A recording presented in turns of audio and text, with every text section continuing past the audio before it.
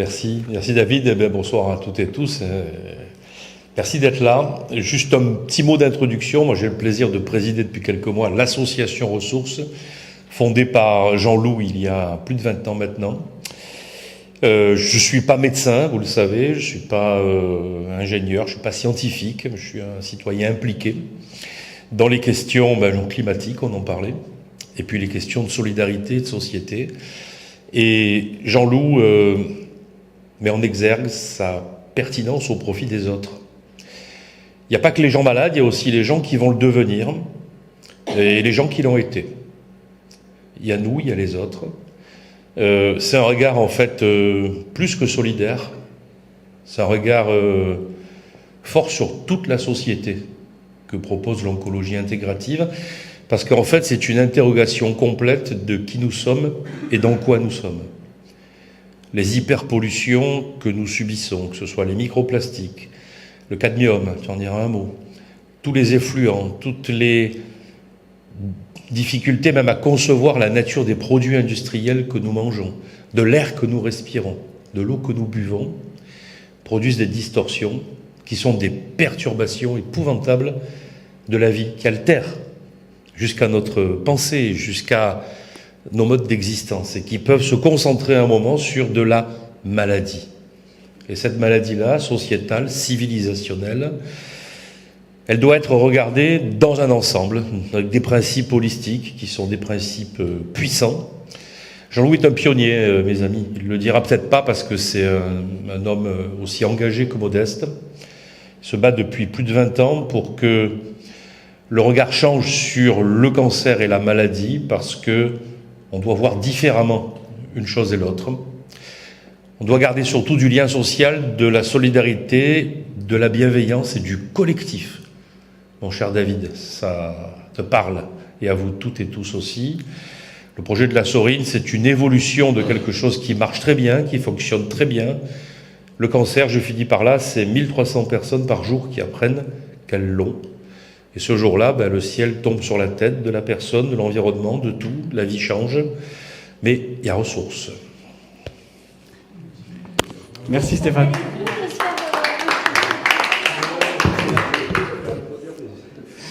Merci Stéphane.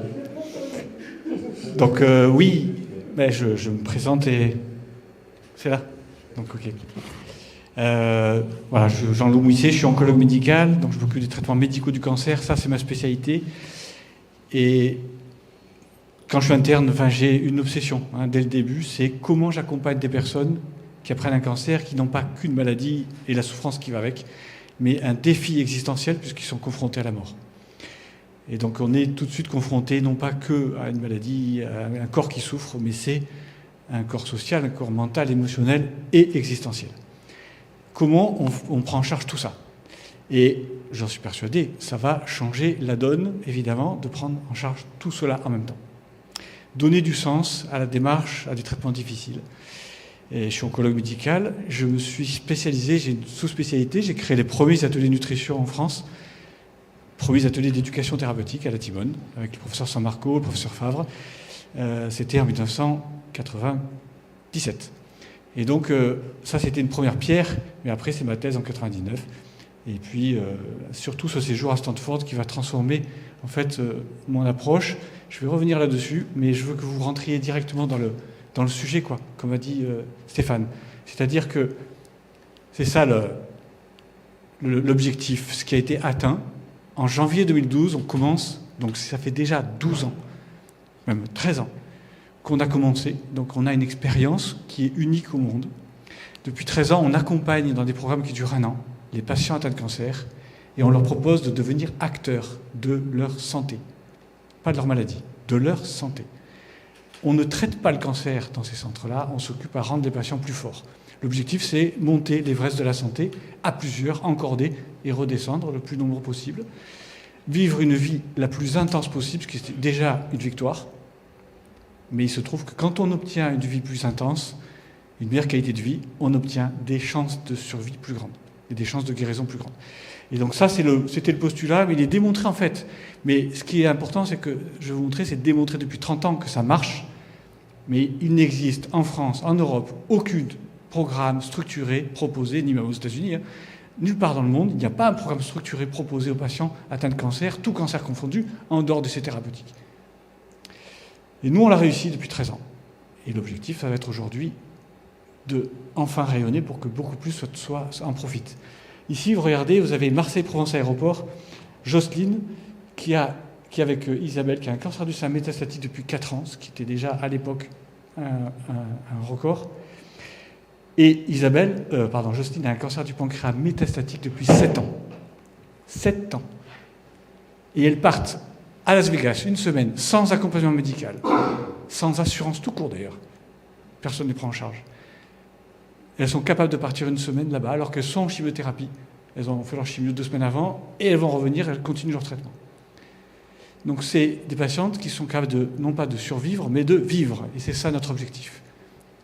Quel que soit l'aboutissement, que ce chemin, à travers le cancer, devienne un chemin de vie et peut-être de résilience pour qu'on aille plus loin. Et ça passe par un programme qu'on a exploré, qu'on a expérimenté et mis en place, qui est inspiré de recherches qu'on a mis en place à Aix-en-Provence depuis janvier 2012. Entre parenthèses, ici, je ne jouis pas de Nicole. Cancer du sein métastatique depuis 14 ans et qui n'a plus aucun traitement depuis 12 ans. On dit que ce n'est pas possible de guérir d'un cancer métastatique. Nicole est la preuve que c'est possible. Et elle a fait le premier programme. Toutes les 3, elles ont fait le premier programme. Elles faisaient partie des battantes. Et elles ont fait le premier programme d'accompagnement thérapeutique à Aix-en-Provence. Voilà. C'est quoi ce programme ? Savoir-faire, savoir-être. Toutes les semaines, ces femmes vont cheminer, se retrouver, échanger, accompagnées par un thérapeute formé à ce programme. Et il va les amener à mieux agir et mieux comprendre, on va dire. 1h30 d'abord, dans la semaine, c'est 3 heures environ. Donc 1h30 d'atelier. On va changer. Atelier de gestion du stress, atelier de nutrition, atelier de connaissances, mieux comprendre pour mieux agir, atelier d'activité physique, atelier de communication relationnelle. Devenir acteur, ça veut dire entrer en alliance thérapeutique avec son médecin. C'est moi le maître d'œuvre. Vous êtes le médecin, comme moi je peux être maître d'œuvre de ma maison, et vous êtes l'architecte et le maçon, mais c'est ma maison, c'est moi qui décide. J'ai besoin de votre expertise, mais c'est quand même moi qui décide au fond. Et pour ça, j'ai besoin de clés. Donc ça a déjà des clés pour être plus fort. Et puis ensuite, des clés pour aussi savoir être face au cancer, avec vraiment le sujet d'aborder, dépasser la peur de la mort, entre guillemets. Établir un projet de vie, c'est essentiel. Voilà, pourquoi je fais une chimio, pourquoi je ne fais pas de chimio qui me ferait perdre des cheveux, je décide. Je veux avoir des enfants, je fais de la chimio, peut-être que j'aurai plus, je vais perdre ma fertilité. Je dois prendre des décisions hyper importantes. Et donc pour ça, il faut avoir l'esprit clair. Et en groupe, il y a une intelligence collective qui se crée, où personne ne va me donner la réponse, mais chacun va s'entraider. C'est une vraie intelligence collective qui se crée dans ça, et c'est pas morbide, puisque c'est démontré, mettre des gens ensemble, et pourtant, il y a des morts dans l'année, dans le programme. Eh bien, c'est pas morbide, ça a été démontré, les gens font face, vont même à l'enterrement des membres du groupe, et sont moins déprimés, moins anxieux, parce qu'ils comprennent que c'est l'histoire de chacun en face, mais que cette histoire, ils la partagent certes, mais c'est l'histoire de la vie. La vie est intense, difficile, mais on fait face. Voilà mes deux inspirateurs, David Spiegel, Stanford, où j'ai été quand j'étais interne. J'étais interne, j'ai pu aller avec une bourse de la Fondation de France, c'était réservé aux médecins, on a accepté mon dossier, j'ai pu partir, donc ça a toujours été mon histoire d'être au-delà des limites. Je suis entrepreneur social à Choca, depuis 2010, QV 2010, et Barbara Andersen, donc je l'ai fait venir, ils sont venus en congrès ici à Aix, on est les seuls à les avoir fait venir à Aix en France. Ils sont venus en congrès parler de ce qu'ils ont fait. Donc ce sont les deux grands inspirateurs, et je voudrais que vous regardiez que cette publication, qui est absolument même pas connue de mes collègues cancérologues, qui a été publiée malheureusement en plein Covid, donc qui est passée totalement inaperçue, eh bien, c'est une étude qui démontre que pour la première fois, on démontre qu'on peut accompagner des personnes touchées par le cancer, les aider à vivre mieux pendant leur maladie, être moins déprimés à la fin d'une année de traitement alors qu'ils devraient plonger, et on augmente de plus de 50% leur espérance de vie. Et on a publié ça pour montrer que c'était possible de le faire dans la vie réelle, c'est-à-dire sans conditions financières, tout cancer confondu, hommes et femmes. On peut le faire, sans financement public. Et on a publié cette étude avec les 2 plus grands psycho-oncologues du monde, que je viens de vous montrer, David Spiegel et Barbara Andersen. C'est les 2 plus grands mondes. Donc on a fait Messi Ronaldo dans notre équipe, là, même pas à l'OM, à Aix-en-Provence, qui est en 3 ou 4e division. Et on a gagné la Coupe de France avec eux. Voilà des publications, c'est vrai qu'on y a cru depuis le début, c'était un projet, c'est un rêve. Je suis à Stanford, je suis sur une pelouse, je vois ce centre qui va se créer cette année. C'est la Sorine, mais ça passe par des étapes. Un petit local de 70 mètres carrés, puis le saut dans le vide, parce qu'on a 200 000 euros de budget, on a 3 mois de financement devant nous, et pourtant un loyer de 12 000 euros à payer chaque mois pour louer ce lieu où il y a une piscine, 900 mètres carrés. On passe de 200 000 euros de budget à 700 000 euros. C'est un premier saut qu'on a fait, et ça a marché. Donc 2019, des belles publications dans la Provence. On est passé sur TF1, France 2, aux 20h. Voilà. Tout ça pour faire plonger dans le pourquoi du comment et la réalité de ce qui n'est pas fait. La France est numéro 1 mondial des cas de cancer du sein. Pour 100 000 habitants, nous avons le taux record de cancer du sein. 15% des femmes en France sont condamnées, entre guillemets, à avoir un cancer du sein. Et ça semble inéluctable. Aucune démarche de prévention. Dépistage, c'est la prévention secondaire. On dépiste la maladie tôt. Moi, je vous parle de prévention primaire. Ne pas tomber malade. Promettre à nos enfants une vie en bonne santé. Numéro 1 mondial, numéro 3 pour le cancer de pancréas. Voilà. Petite explication qu'on pourrait vite. Je suis aussi spécialisé en environnement santé. Il se trouve que la France, c'était une alerte Santé publique France de 2024.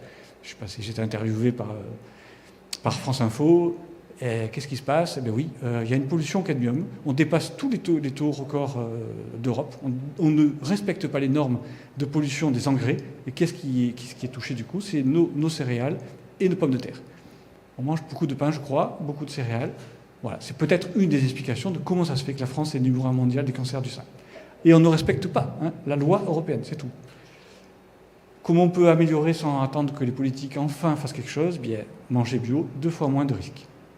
50% de réduction de l'exposition. De toute façon, manger bio, c'est 25% de cancer en moins, tout de suite. Ça voudrait dire 120 000 personnes en moins qui apprendraient un cancer chaque année en France. 120 000 personnes. 400 000 divisé par 25%, enfin plus de 100 000. 440 000 cas de cancer en France. Et donc notre solution, c'est de proposer enfin un lieu qui fasse la part belle à comment j'aide le patient à vivre, comment je l'aide à se réhabiliter alors qu'il a fini ses traitements et que ce n'est pas juste maintenant vous avez fini, on vous surveille. Non, je vous apprends à devenir acteur de santé, à prévenir la récidive. Barbara Andersen nous l'a montré, après un cancer du sein, ce type de programme, c'est 50% de récidive en moins. Ça voudrait dire, à l'échelle de la France, 20 000 personnes qui guérissent chaque année, ça fait une femme. En termes de décès, on passerait de 12 000 décès à 4 000. C'est 68% de décès en moins. Le programme qu'on propose. Rien que pour le cancer du sein. Et donc là, ce qu'on veut faire, c'est le faire ici. Vous l'avez vu, on sait le faire depuis 13 ans. Mais ce qu'on voudrait aujourd'hui, c'est qu'enfin, ça essaime à l'échelle de la France. On a aidé pour ce type de programme. Il a dit qu'on aide 500 à 1000 personnes par an qui viennent régulièrement à ressources. Mais sur ce programme-là, c'est environ 1 millier de personnes qu'on a aidées en 13 ans. Je vous ai dit 1300 à 1400 personnes qui apprennent un cancer chaque jour. Il faut changer la donne, quoi. Il faut que ça rayonne beaucoup plus. Donc le lieu, c'est un lieu beaucoup plus grand, beaucoup plus rayonnant, beaucoup plus attractif. Parce que le centre, venir dans un lieu comme ressource, ça paraît pas, mais ça fait peur. On n'a pas envie de se retrouver avec des gens atteints de cancer. Le réflexe de toute personne, c'est de dire « moi, j'ai pas envie de me retrouver avec d'autres personnes atteintes de cancer ». Là, on se retrouve dans un lieu qui respire la santé, qui va être beaucoup plus attractif. Et comme on a de la place, on va enfin pouvoir faire aussi une université de la santé intégrative, parce que si on a des patients qui sont devenus des experts, s'ils n'ont pas des médecins et des soignants qui sont aussi formés à ça, ça va faire un sacré décalage. Donc il faut cette université. On a créé déjà des ponts, on est en train de le faire avec la Belgique, la Suisse, l'Australie. Ce lieu va devenir un lieu référence pour la formation, pour aider les patients. Merci.